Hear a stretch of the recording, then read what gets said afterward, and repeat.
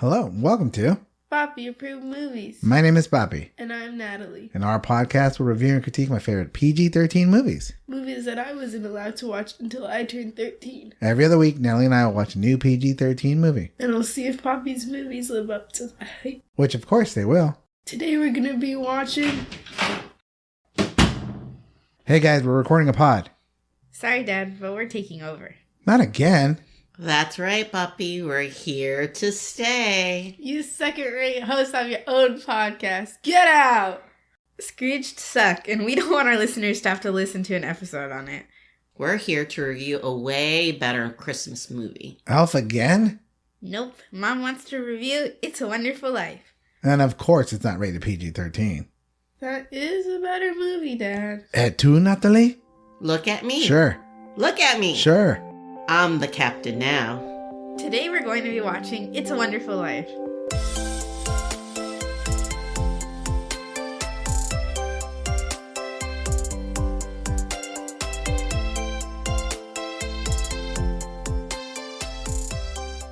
Before we begin, there will be spoilers. If you haven't seen the movie and don't want it to be spoiled, Press pause and come back when you're finished.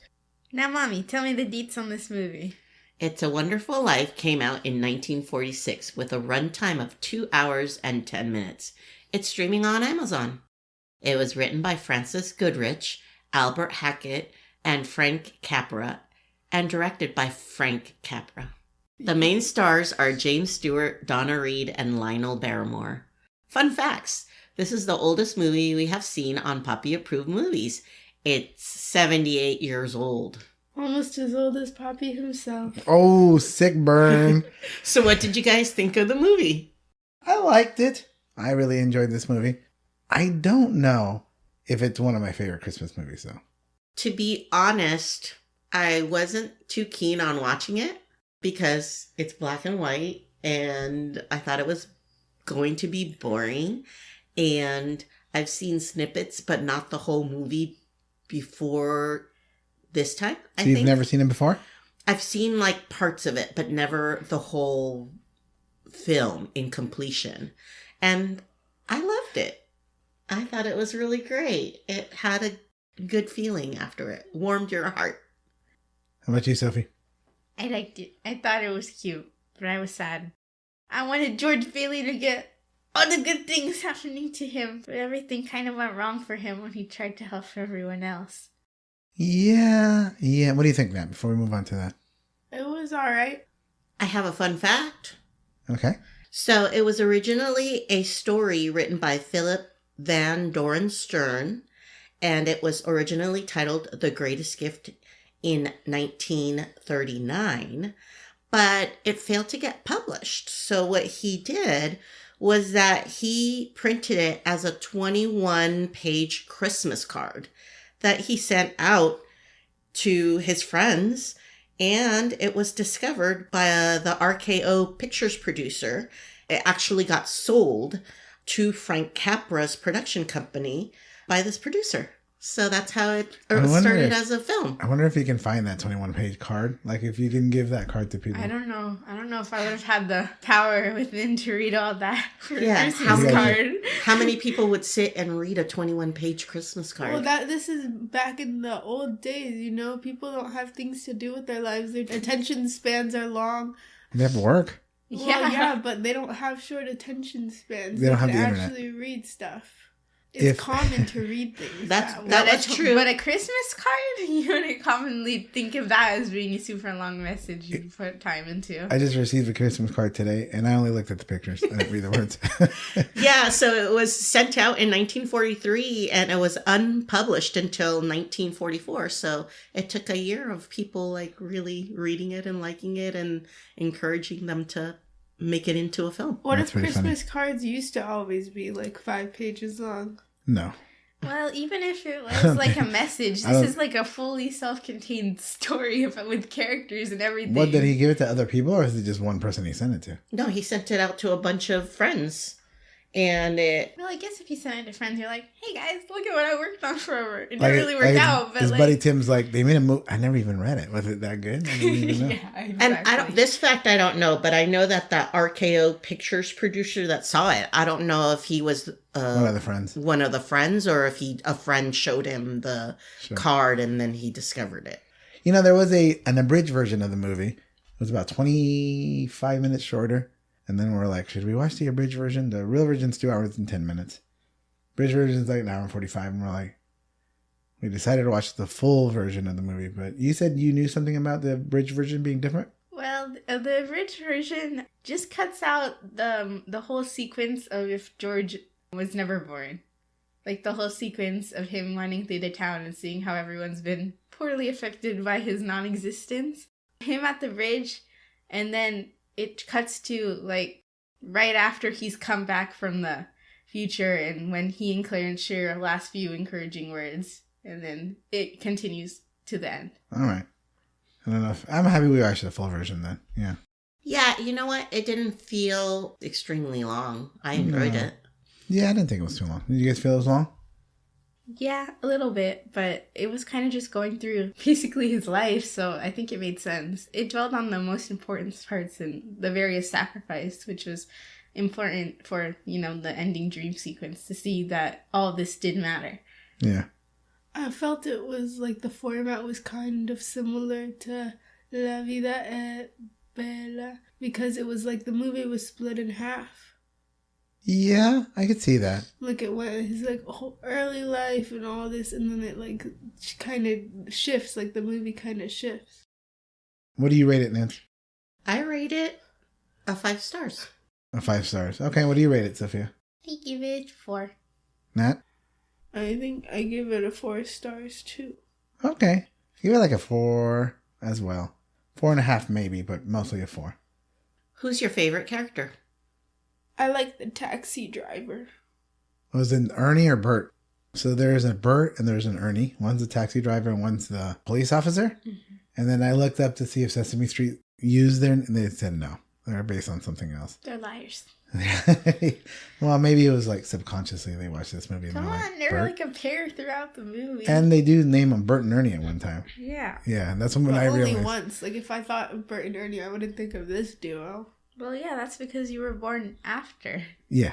Yeah, but if I thought of like, oh, like what's a duo in this movie, I wouldn't think of the two of them. Me neither. Bert and Ernie? Yeah, Like, if we didn't know about Bert and Ernie. No, and also like their names weren't memorable at all. Bert and Ernie were called many times. I only heard it once. No, they didn't get called together many times because they weren't together every time, but they talked about Bert and they talked about Ernie. They were main characters in the movie, but not together. You're right. Anyways, why do you like the taxi driver? He seems like a cool dude. How about you, Sophia? Who's your favorite character? I like George. I'm shocked by you saying that you like George. I didn't really care for anyone else in the movie, honestly. You hated everybody? No, they weren't bad. It's just sometimes they annoyed me. And George had a lot of problems, too. But he was the main character, so I was like, I don't know. I was with him the whole time, so he was the only one who I was sort of invested in. Okay. I was invested in him as well, but I did feel sad for him. Yeah, I felt sad for him the whole time. I know. He didn't get to pursue his dreams. Yeah. I mean, sure, he did a lot of good and he changed everybody's life doing what he ended up doing, which is following his father's footsteps and honoring his father's life. But I felt that he should have gotten at least a small opportunity to venture out. Vacation, yeah. You know? At least a honeymoon. Yeah. Come on. Yeah. I like Clarence and I like Mary. I like Clarence because I thought he was cute and goofy. And he was just kind of lost. You remind me of Dopey the Elf. Well, even the angels called him. He's kind of dumb. No. But I thought he was hard work. I like Mary because you know what? She was down. She was cool with all the things she had to deal with because of George. Yeah, she gave away her honeymoon money. Like that scene. She was the one who offered it in the first place. Yeah, he ran with it, but it was her idea. The one thing that she really wanted was the house, and she got it. But she made that house a home because it was in tatters. That was mostly her hard work. Yeah, so I like Mary. Another fun fact.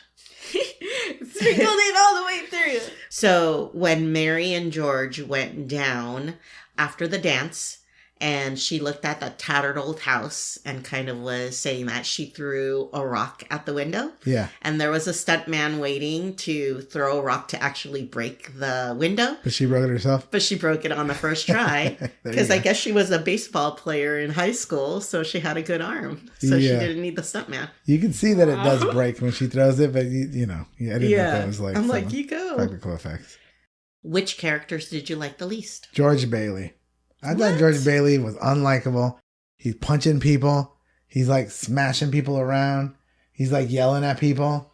He shakes Mary many times. Just shakes her. He gives every sign of an abuser, and I don't like it. Yeah. The way they kiss, he is so forceful. I don't care for George Bailey. Whiny baby. You guys are like, oh, he didn't get to... I'm like, stop. You're living through the depression. You have a nice home. You have a nice wife. You have like beautiful kids. The world's not over this because you can't go see Istanbul or can't see Paris. Like, most people don't get to live that life. He did what was right. He took care of his family, took care of his mom, and I didn't care for him being a little whiny baby about it. Boom. Hot take. What do you guys say to that? Well, I mean, I get what you're talking about. He's a pretty angry dude. Like, inside, he's pretty rough. He gets angry at like, Mary. He gets angry at Uncle Billy. He gets kind of angry at the world that he can't pursue his dream. Well, yeah. Wouldn't you think that would make one angry? I'm not saying that's a bad thing like they are. They're just like, I mean, I'm not saying he's a perfect paragon man. He's not completely innocent and everything. But this was a man who wanted to like be something in life, who had these big dreams, and every chance he got to getting closer to that, he gave it away. And you can go like, yeah, he's a whiny baby. He's a man. Grow up. He's got a wife and a kids. But that's not what he originally wanted. He wanted something different for his life. And even if you say the whole point of the story was him learning that it was okay to just be a regular dude and that he's got this good life and that he's got these kids, at the most of the movie, it seems like he's genuinely like sad that he never got to be part of this. Yeah, he got stuck. And he felt like his life never amounted to anything. I mean, that's why they have to do the whole sequence to show. He thought he was going to be something, and he thought he had the opportunities and the power to do it, and he squandered it. And he thought that meant his life meant pretty much nothing. It made him think he was a failure in all his relationships, too. Like, he didn't think he was good enough for Mary. He thought, if I was richer, like the friend, I could have given you a better life. I could have been something for the family, for you. And he felt he was useless because he never pursued his passion, which he felt that he would have been successful in. And so I think it's still kind of sad. You didn't like him either? He's your least favorite character? Yeah, I don't like him. He gives every sign of an abuser, and I don't like abusers. Yeah, he also was mean to the kids. Mean to his own children. He was having a moment. I mean, we don't really see him with his children for most of the movie. It's only when he's literally having a mental breakdown about almost getting sent to jail and like all his money getting thrown away because stupid Uncle Ed just couldn't find it. Uncle Billy, I mean, he lost it. Uncle Billy lost it. Like, he was having a freak out moment. And Mr. Potter stole it. Mr. Potter kept it. Of course. Yeah, he's a thief, man. He knows it wasn't his. Who's your least favorite character? The banker, probably. I don't know. Can someone be that selfish and mean? He kept the money on purpose, and he's seeing poor Uncle Billy search everywhere. You would think maybe he'd let that go on for like a little bit and say, gotcha, here's your money. But no, he really wanted failure from the savings and loans. He wanted the whole business shut down. It was like his life goal to be the sole banking entity in that town and take over everything. Yeah. That's like true evil, I think. I stand with Mr. Potter because you know what? He got that money in a newspaper that guy was gloating about. Look at what's in the paper. Look at us. We're so successful. We're so great. Like, you suck. I hate you. And then he gets presented with this opportunity after being berated by some old man. Well, Mr. Potter's been doing everything to make them fall. He hasn't been playing fair the whole time. He's been absolutely terrible to them, goading over it, trying to shut them down and stuff. I mean, he's made his dislike to them known from the very start. Yeah, it was a fair battle, except for the stealing. I would say that he had the power to do all those things, but the stealing was a little too far. Yeah. Who's your worst character? Mr. Potter, he was kind of just there for me. Like, he existed as a villain, so I don't really think I hate him because of that or dislike him because of that. Because that was kind of just his role. He never really changed. I don't think I exactly disliked anyone. What was your favorite part? My favorite part is when he's getting, like, abused by that old man, and then he ends up not giving the medicine to the person. And I thought it was, like, it wasn't his fault. He was getting treated horribly by this man, and he still decided to save this guy. Smacked around and everything in his bad ear. He started bleeding from his ear. Yeah, and then even after all of what he had been sustaining from this man, he still decided to do the right thing. Okay, so that was your favorite part? Yeah, I like that part too. It was nice. Because everything else in this movie, all the good things that he does in this movie, he's obligated to do it. And he wasn't obligated at all to help that old man, and yet he still did it. Yeah, if anything, he got more whooping because of it. Yeah. Yeah. All right, that's a good point. I like when Clarence appeared. And it's kind of like a surprise. It's unexpected, and George is trying to figure out, and you kind of see him muddle through, like, well, this dude's telling me all these things that he shouldn't know about me. How is this possible? Could he really be an angel? And it's like discovering that angels really exist. And it's just like a magical moment. Sure. Christmas. George comes back. Everyone in the town goes to his house, gives $1,000, and they all celebrate. $8,000. And they all celebrate and have good times. Yeah, that was a very heartwarming part. It was good in it. He's like, I'm sorry, Mary. I'll make you the happiest in the world. We're a family together. No matter what happens, this was okay in the end because I got all you guys. And then everyone in the town validated him, especially after you saw all of them be like terrible people.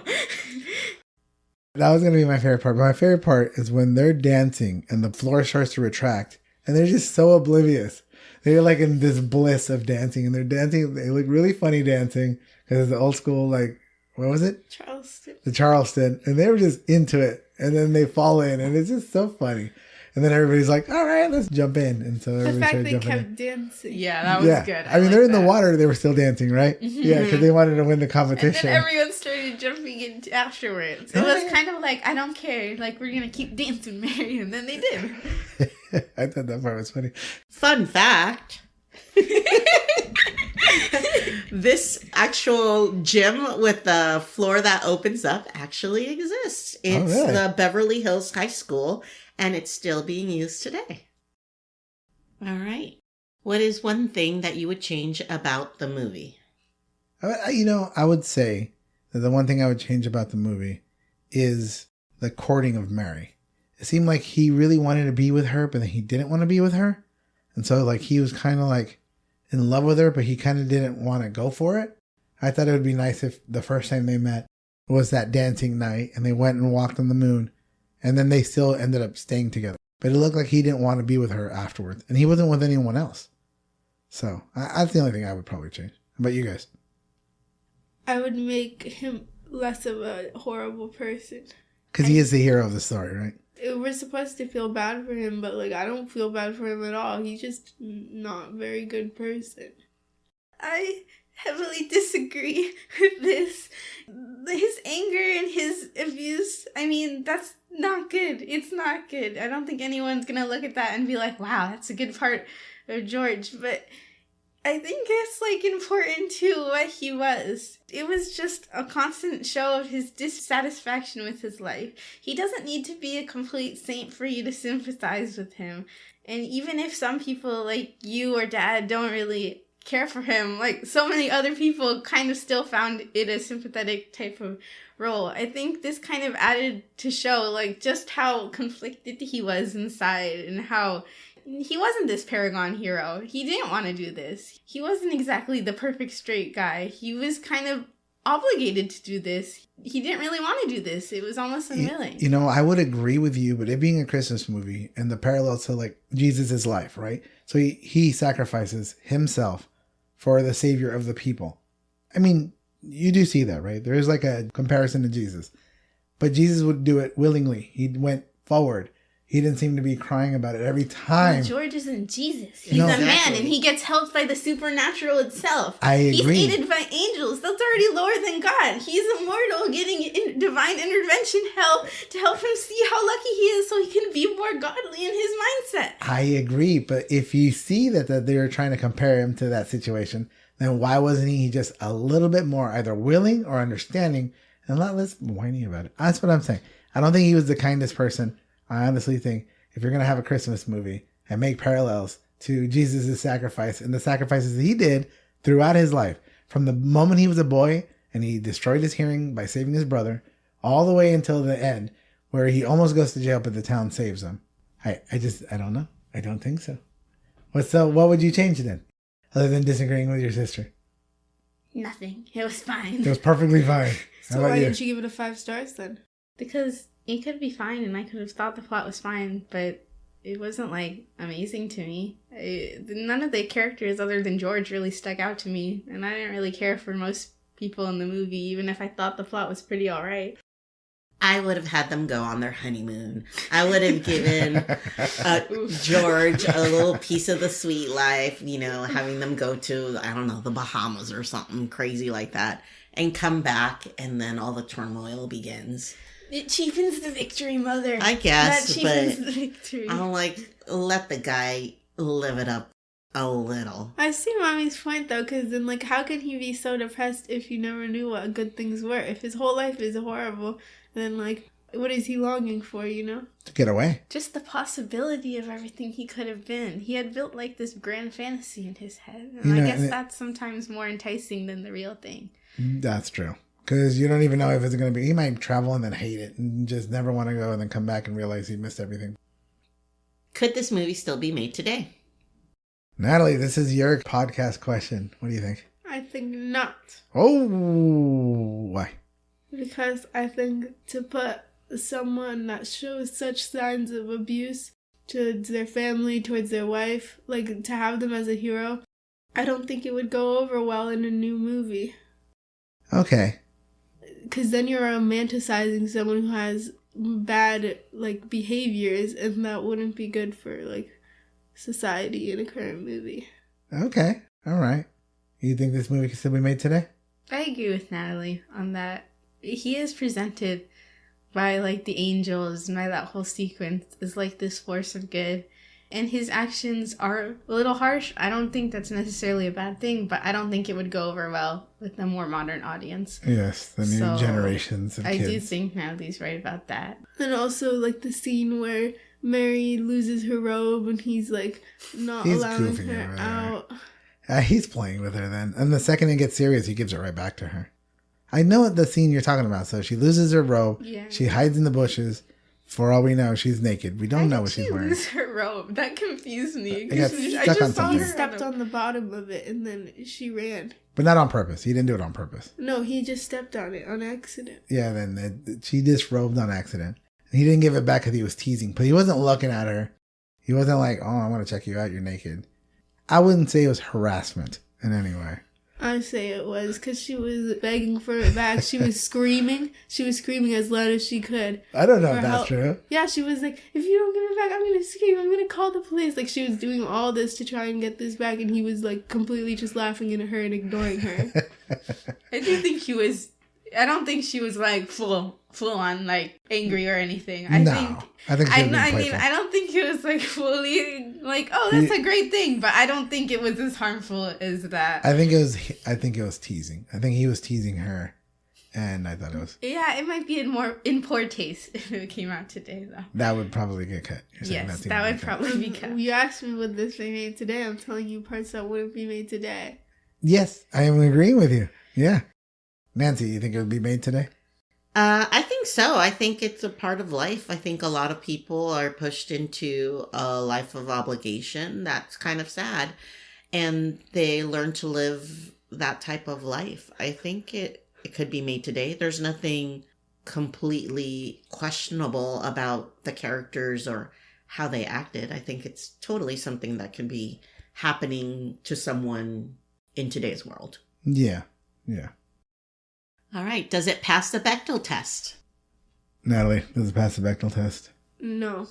Bechdel test. Check for female representation in the movie. There are 3 criteria. Criteria number 1, are there 2 or more named females? Yes. What are the 2 females? Violet, Mary, and the maid and the mom. Okay. Criteria number 2, do they talk to each other? The mom and the maid talk to each other. How about Mary and Violet? Yeah, they do. When they're children, they talk together. And Mary talks to her mom, who's not too keen on her connecting with George. Yeah. And she goes against her mother's wishes in continuing their relationship with George, too. Criteria number 3, do they talk to each other about anything other than a man? No. All right, before we finish the pod, I do have a question. How is this a Christmas movie? Fun fact. Go, Mommy! It wasn't meant to be a Christmas movie, but it became popular in the 1970s.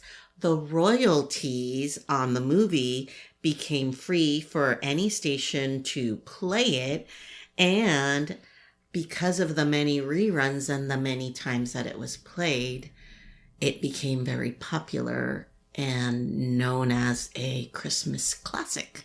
So before you guys were born in the time of streaming and cable, TV would be the only way to watch any type of entertainment. You only had a couple of channels. And so a movie like The Wizard of Oz only came on once a year. So I imagine maybe if this movie only came out once a year and it always was played on Christmas, it became a Christmas movie. Do you think it's a Christmas movie? Yeah, it came from a Christmas card. We already established that from Mommy's fun fact of the earlier moment. I don't think it's a Christmas movie. What do you think? Only one day in the movie actually takes place during Christmas. I guess it's where the climax of the movie happens. But it's not even really about the Christmas spirit. It's about the whole incident with the bank and everything. And then Christmas is just a nice time for them to come together at the end to make it like fully like, oh, Christmas, we're all together, we're all family. Because it could have been Thanksgiving. But it happened in winter.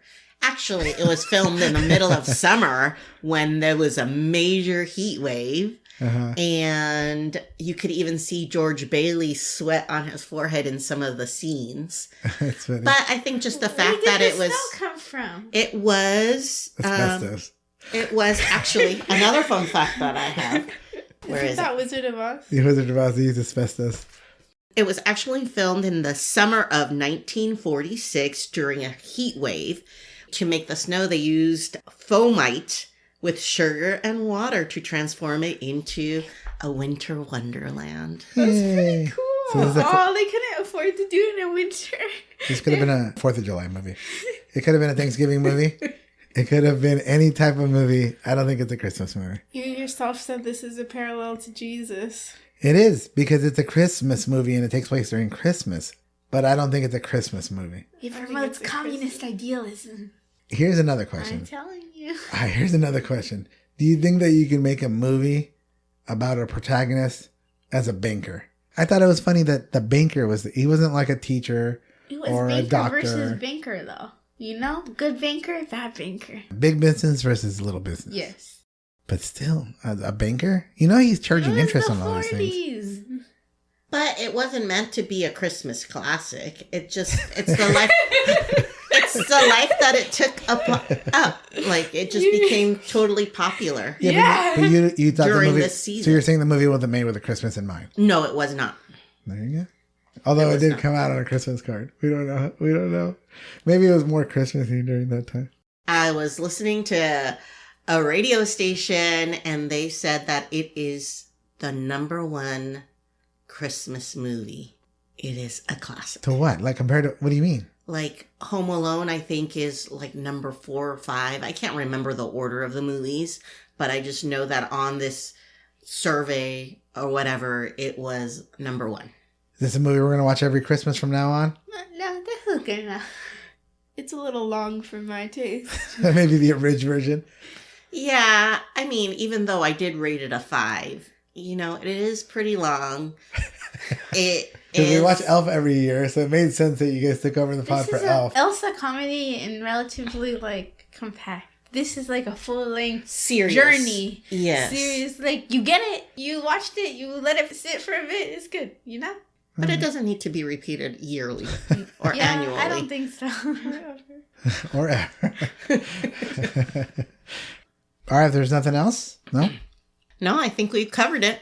Thank you for tuning into Papi Approved Movies. If you like this episode, make sure to subscribe, rate, and review on your favorite podcast app, or like our podcast on YouTube. If you like today's episode, make sure to comment down below the Christmas tree emoji. We put out an episode every Monday. If you want to see extra podcast content, follow our TikTok at Papi Approved Movies. From everyone here at Papi Approved Movies. We hope you have a very Merry Christmas. And a Happy New Year. Tune in every Monday for new Papi Approved Movies episodes.